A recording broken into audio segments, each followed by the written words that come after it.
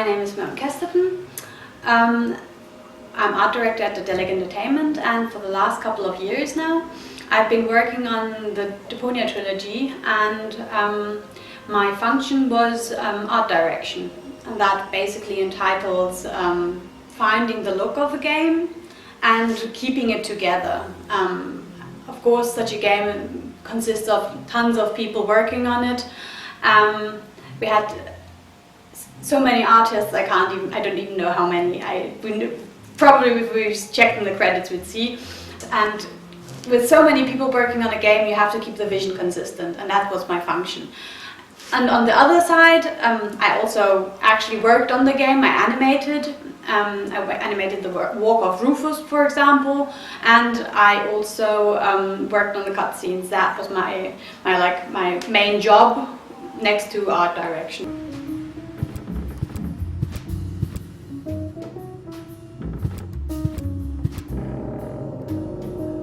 Right at the beginning, nothing existed from the game. We just had an idea. We had the idea in the head of our creative director, Jan Michaelis, also known as Poki, and with him, we had to find the world. And my job was the character design. He had done basic sketches of the characters, and I took those and tried to find the look, because he just did very rough things which looked rather wobbly, and we had to find a refined and pretty look which we wanted to represent. So he told me, we talked about the characters, he told me a lot of stuff, and so I tried to find my vision, and we had, going back and forth, we kind of found how Rufus would look in the refined thing. And what I really like about how we found the characters, because Rufus was basically a cooperation. I showed Poki my sketches. He wanted him to be really steampunky, and but he was too steampunky, and we took an old version of Rufus which he drew. His old character had this vest which usually our trash people who take away the trash wear, and we kind of put that into the steampunky Rufus, and he got a really own feeling after that. And also Rufus's face was a bit different, and Poki just came and said, okay, this nose, and he just drew the nose into my character, and we had the final thing. It was really fun to see. This is Rufus in the first version of Poki. This is what I had to go on. It was basically just a vision of the character, kind of like this grumpy guy. But Poki's thoughts on it was that he was supposed to be kind of steampunk. And here we came fairly near to what Rufus was going to be, but he was a bit too large, too big, too human proportioned. So we wanted to have him cartoonier, and he had too much stuff on him. But this was kind of the face. We wanted to have the hat, and I refined the face. And Poki just came and said, "Okay, but change the nose." You can actually see the old nose, which is still, which I rubbed out, and he drew in the black nose. That's what Rufus ended up looking like. Here are some versions of his colors. Yes, this was our colors at the beginning. This was too military, like warlike. And here we had a version where he looked even more than like Guybrush Threepwood than he already does. We kind of noticed there at this point, so we changed a bit more radically with the colors. And here, yes, and then finally we added the vest. The vest, which the original character also had, and this gave him a bit more unique style. That he wasn't just the steampunk character. He was really weird. And also with Goal, with her, the main character, I sort of did scribbles, and she was a little bit more girly. And he was saying, "No, okay, I just kind of have this jumpsuit thing going." And then I changed it to that, and at the beginning she had green hair, and he said, "No, okay, let's take the color of the vest of Rufus and give it to the hair." And so we sort of suddenly had this vivid red head, which was still very etherical.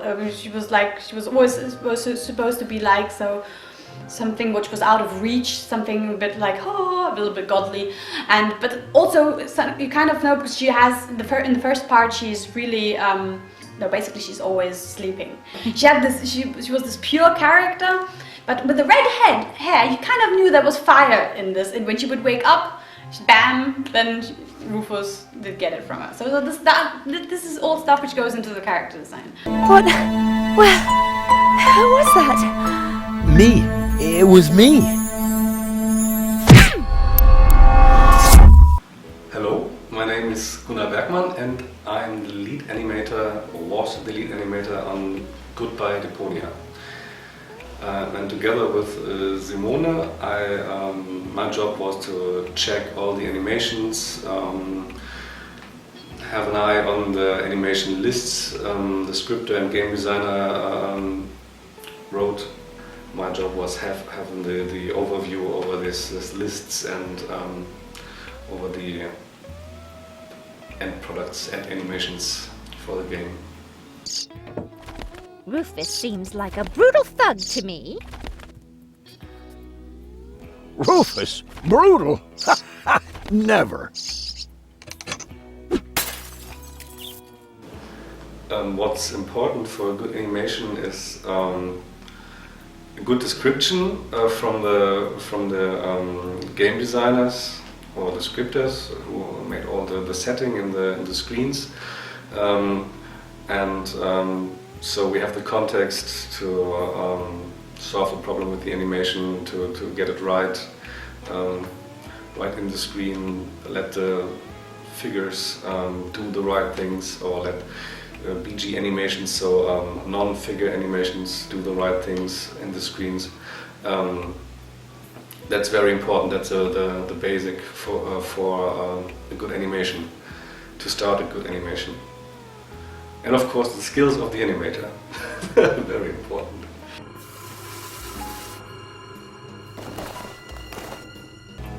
So the difficulty between, or the difference between animations in film or TV or in games is, and that's what's often criticized, is that there is obvious less animation than in a film or in a TV series maybe. This is all about the time you have for a game. It's about the data space you have in a game. They have 24 pictures per second. We do around about 12 then. So that's why often animations are not so fluidly, or can't be so fluidly when it's hand-drawn stuff. We hold the flag for old school 2D animation, and in this case we have to make some cuts for this term. So it's if we do big animations, non-PC or non-console could play it because it's too much data space. We do it all in Photoshop or 2D stuff, and when animators come to a project with a background in movie animation or TV animation, first time they are shocked, what, you do it with Photoshop? And we say, yeah, but it's we don't have this big 100 frames animations. So we have this with the last versions of Photoshop. You have all the animation stuff, all the animation windows and tools you need in the program, and the basics are the same like in other professional movie animation programs. So we can do it as well. And we do it frame by frame, so it's possible to do this with Photoshop. And if a figure do a basic move like take something or do an idle, so in this case we do between 8 and 12 frames, and we draw it frame by frame, and we can let's play it in Photoshop and check it like the old times, flipping the pages and correct them. And then in the classical Photoshop layer style we can color it and make the clean outlines, and in the end we merge it all together and render it out for the scripters, and they put it into the game. So that's basically how we did it. The backgrounds in Deponia, they were done. We have our background artist was Michael Benrath. He did the backgrounds for the first part and the second part and a large part of the third part, but he at the end, he never could do all the backgrounds because that would have been just too much effort. So we had to find other people to do the backgrounds, and they had to imitate his style. So this is the background style we were trying to achieve with other people as well working on it. This, for instance, the next example is by Irina Zinner, but we'll start off with Poki's scribble. This is what we get when we start off a background. Poki thinks about the game, and he already draws the backgrounds as he needs them for the game to work. And this is what we get, and then the background artist has to correct the perspective and find the right style for it. From the sketch we then get the line art, which is just a lot of work. But you can still see it's fairly similar to what it started off being, just a bit more and more detail. And then we add color, and this is the final background.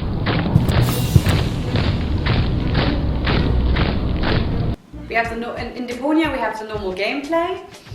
There we have all animations and everything, but then sometimes to tell more of the story we need cutscenes, and these had to be worked on. We had to work on from a different angle than the in-game stuff, because basically if we would have done it like the in-games, we would have had to do Disney-like animation basically, because we would have just had complete animation scenes, which would have been far more than we could have done. So we sort of found a method which allowed us to tell the story without having to do so much as Disney does. And we basically, the method we used was, first we had a storyboard, which our creative director did, and from that I took these and found the key poses, and these were just cut apart and then animated as like puppets basically in After Effects. That was done by Rino Pelli. Yeah, and in some scenes we just took some parts which we had to animate frame by frame, and the other stuff was like just tweaked and moved in After Effects by the joints. And that sounds simple, but it isn't that simple, but it's still easier than animating it completely.